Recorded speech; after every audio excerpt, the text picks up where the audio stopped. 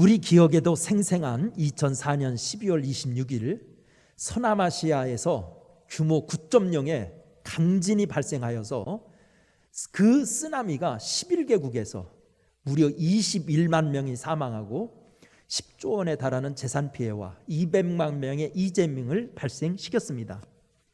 그런데 이 엄청난 재해가 있었던 12월 26일 아침, 푸켓 해안가를 스미스라는 영국 런던에서 온 학생이 걷고 있었습니다. 그의 눈에 이상한 광경이 목격되었습니다. 바닷물이 마치 프라이팬에서 기름이 튀듯이 부글부글 거리는 것이었습니다. 그는 2주 전에 태국에 여행 오기 전에 지리 시간에 배운 쓰나미가 생각났습니다. 선생님한테서 배운 대로 쓰나미의 전조 현상으로 이해했고, 그가 묵고 있던 호텔 관계자에게 급히 알렸으며 그 호텔에 묵고 있던 손님 100명을 급히 대피하여 한 명도 사망자가 발생하지 않았던 것입니다. 지질학자들에 따르면 쓰나미가 발생하기 전에는 해안가의 바닷물이 썰물과는 비교되지 않을 정도로 빠져나가거나 바닷물이 부글부글 끓거나 동물들이 집단으로 이상 행동을 한다고 합니다. 쓰나미를 사람의 힘으로 막을 수는 없으나 그 전조현상에 대한 상식적인 이해만 있어도 충분히 대피할 수 있다고 알려주고 있습니다. 사도행전 2장에 등장하는 오순절 성령 강림 사건은 인류에 끼친 영향력이라는 측면에서 볼 때는 쓰나미보다도 더 엄청난 사건이었습니다. 쓰나미는 인류에게 비극적인 파괴적인 영향을 주었지만 성령 강림 사건은 창조적인 물결을 일으켰습니다. 사람이 변화되었고 교회가 탄생했으며 죄악을 몰아내고 예수 부활과 구원의 능력을 체험하게 했습니다. 이 성령의 물결이 지나간 것은 죄악의 도시가 거룩해지고 새로워지기도 했습니다. 성령의 역사가 이토록 창조적인 변화를 주는 것이라면 우리는 어떻게 그 성령에 사로잡힐 수 있는 것일까요? 성경을 자세히 보면 성령 강림에도 전조 현상이 있었음을 알 수 있습니다. 바로 오늘 우리가 읽은 본문이 그것을 보여줍니다. 과연 성령 강림의 체험을 위한 조건은 무엇이겠습니까? 첫째로 제자들의 합심기도입니다. 제자들의 합심기도. 14절 같이 읽어보겠습니다. 시작. 여자들과 예수의 어머니 마리아와 예수의 아우들과 더불어 마음을 같이하여 오로지 기도에 힘쓰니라. 아멘. 예수님의 승천 이후에 오순절 성령 강림이 있기 전까지 제자들의 무리가 제일 먼저 한 일은 함께 모여 전심으로 기도했다는 것입니다. 그들은 한마음 되어 성령 충만을 구하며 기도에 몰두합니다. 그러자 오순절 날이 이르러 역사적인 성령 체험을 하게 되었던 것입니다. 성령은 기도하는 자와 함께 하시는 분입니다. 성경 말씀을 보십시오. 이와 같이 성령도 우리의 연약함을 도우시나니 우리는 마땅히 기도할 바를 알지 못하나 오직 성령이 말할 수 없는 탄식으로 우리를 위하여 친히 간구하시느니라고 로마서 8장 26절에서 말하고 있지 않습니까? 사도행전에 등장하는 예루살렘 교회가 능력이 있었던 것은 무슨 까닭이었을까요? 바로 기도하는 교회였기 때문입니다. 기도할 때 3,000명이 회개하는 역사가 일어났고 일심으로 간구할 때 공회의 핍박을 이길 수 있었고 사도들이 기도의 사명에 충실히 할 때 교회의 갈증도 풀 수 있었습니다.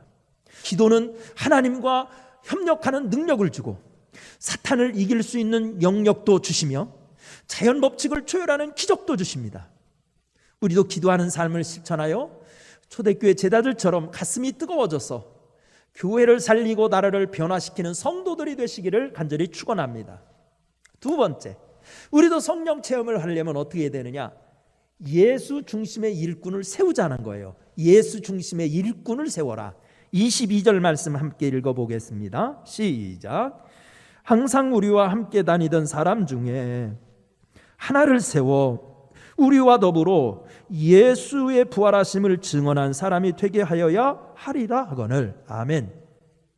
본문 22절에는 가룟 유다의 빈자리를 채울 사도의 조건을 제시하고 있습니다.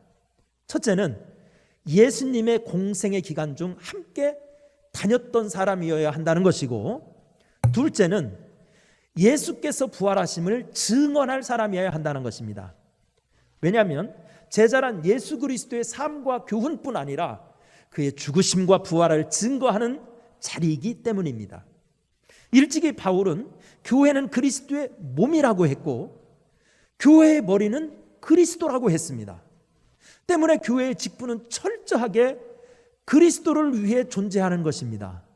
그러나 가룟 유다는 자신의 생각과 욕심이 중요할 뿐 예수님의 교훈을 실천하고 십자가에 동참하는 일에는 관심이 없었습니다. 예전에 DJ DOC라는 그룹이 불렀던 노래 중에 나 이런 사람이야, 나 이런 사람이야 라는 노래가 유행한 적이 있습니다. 가사 중에는 나 이런 사람이야, 알아서기요 라는 표현도 있었습니다. 사람들은 다 내가 이런 사람이야 라며 자신을 알아주기를 원합니다. 그러나 교회의 직분은 자신을 과시하고 드러내기 위해서 세우는 것이 아닙니다. 철저히 그리스도를 위해서 존재하는 것이 교회의 직분이요 제자의 직분입니다. 성령의 강림이 임하려면 자신을 십자가에 못 박고 오직 예수 그리스도만을 나타내는 사람들로 가득 차게 해야 합니다. 초대교회는 일꾼부터 새롭게 했습니다. 철저히 주님을 위해서 살 사람을 선발하는 일에 심혈을 기울였습니다. 교회의 성령의 불이 내리려면 성도들부터 달라져야 합니다. 전적으로 주님과 동행하며 그분을 위해서 살고 그분을 증거할 자가 필요한 것입니다. 여러분, 우리가 세상에서 승리하려면 어떻게 해야 할까요? 2021년을 우리가 새롭게 맞이하려면 어떻게 해야 될까요? 육의 사람만 새롭게 한다고 되는 것이 아닙니다. 속 사람이 달라져야 되겠지요. 우리의 영이 달라져야 되겠지요. 우리 영이 새로우려면 성령 충만해야 합니다. 여러분, 우리도 성령의 은혜를 사모하십시다. 그래서 성령 충만해서 우리 주님의 교회를 새롭게 하는 축복의 일꾼들 되시기를 축원합니다. 은혜로우신 하나님 감사합니다. 우리에게 성령의 임하는 전조 영상을 분별할 수 있는 영역을 주옵소서. 우리는 이 세상 일에만 밝은 것이 아니라 은혜 받는 일에 밝게 하여 주시어서 우리도 하나님의 전조 영상을 잘 분별하여 은혜 받는 자리에 서게 하시고 은혜로 충만하게 하여 주옵소서. 예수님의 이름으로 기도드리옵나이다. 아멘.